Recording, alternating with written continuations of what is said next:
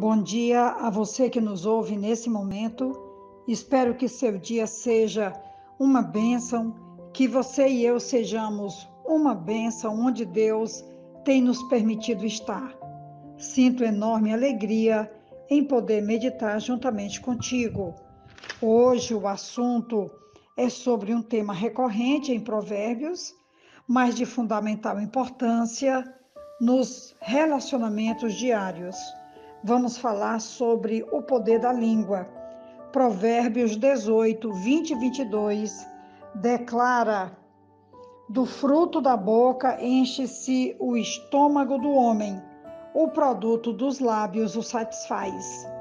A língua tem poder sobre a vida e sobre a morte.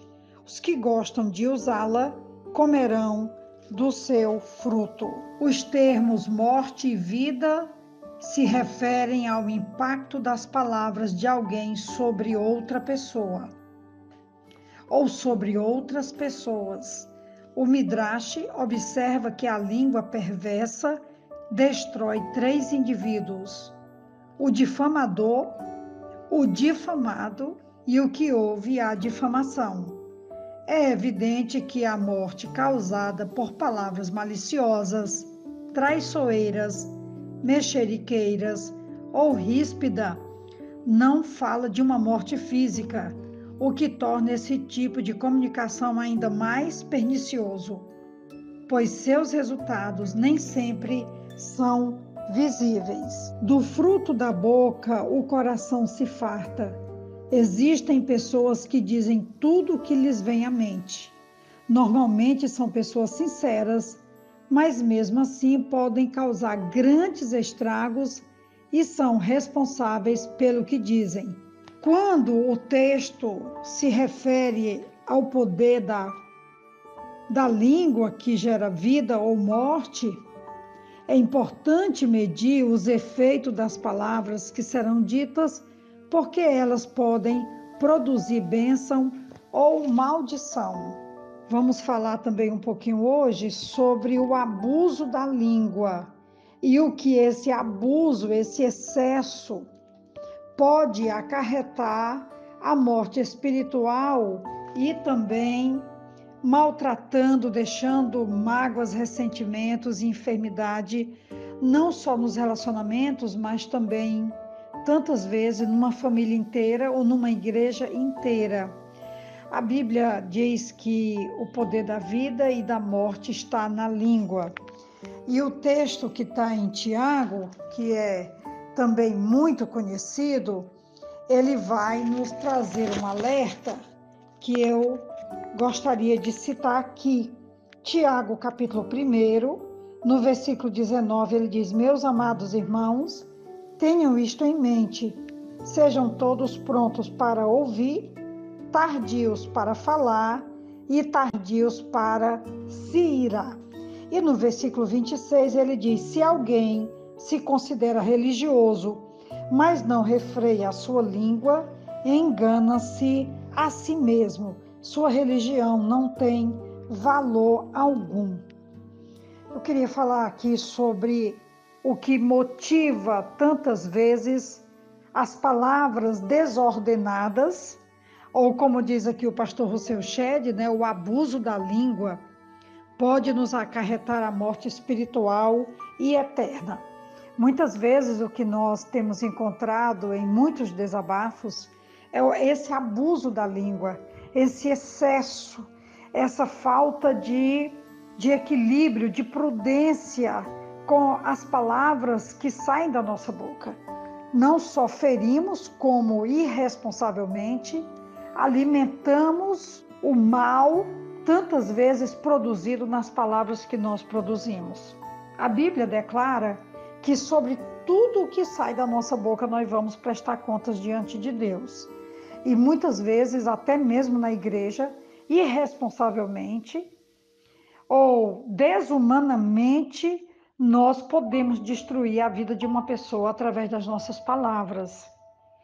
E aqui eu queria falar de uma situação que essa semana eu fui fazer uma visita E a mãe da pessoa foi muito clara em declarar que, apesar de que estamos tantas vezes na igreja, mas quando nós estamos em casa, falta tantas vezes uma prudência, um equilíbrio e também um controle maior sobre as palavras que desferimos tantas vezes contra os nossos familiares.